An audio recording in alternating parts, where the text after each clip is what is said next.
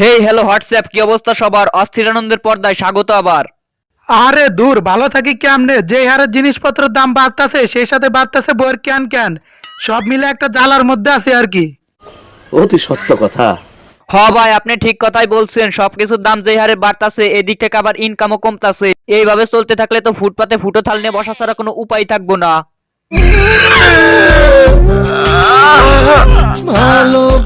ইসরে কি যে দুঃখ লাগতাছে। আগে তো ভিডিওতে আসেই সবাই আলু পাম দিতাম, কিন্তু এখন তাও দিতে পারতেছি না। দিতে গেলেই বলবে এ বেটা থাম থাম, আলু 50 টাকা কেজি।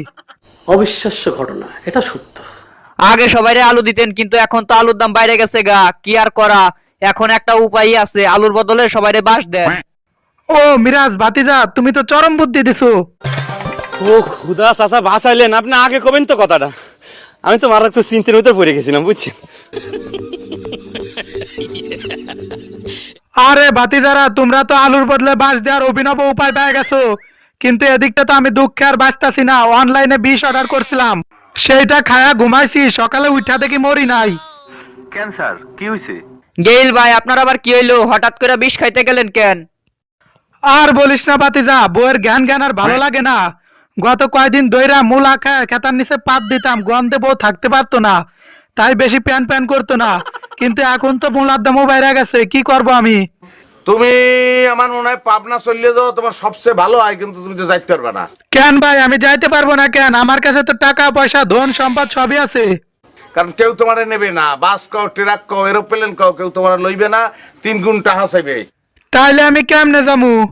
একমাত্র যানবাহন তোমার হইতে পারে গরুর গাড়ি, নৌকা, অথবা তুমি আইডিয়া চলিয়ে যাও, কিন্তু সেটা তো সম্ভব না। মালটার একটু দেখেন।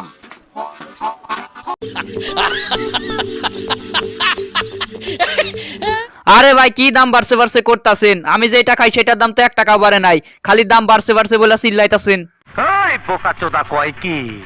আরে স্টক, এগুলা কি বলতাছিস? তুই কি মূর্খ বেটা? হ্যাঁ, সবকিছু দাম বেড়ে গেছে আর তুই বলতেছিস দাম বাড়ে নাই? হ ভাই, আমি তো লেখাপড়াই জানি না, গাঞ্জা খাই কুল পাই না, লেখাপড়া করবো কোন সময়? শালা এটা একটা জিনিসই রে। আরে রাখেন আপনাকে গাঁজা খা, আমি বেগুন নিতে পারতেছি না, সেই দুঃখেই মরে যাইতাছি। বাবু, তুমি এগুলা কি বলতাছো? আমি থাকতেছি, আমার তো বলতেও লজ্জা করতেছে।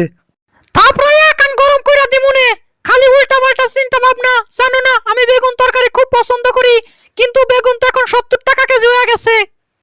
শালার, যে বেগুন আগে 6 টাকা বলে পাওয়া যেত, সেই বেগুন নাকি এখন 70 টাকা কেজি। মাঝে মাঝে মনে হয় বাংলাদেশ ছাইরা মঙ্গল করে চলে যায়।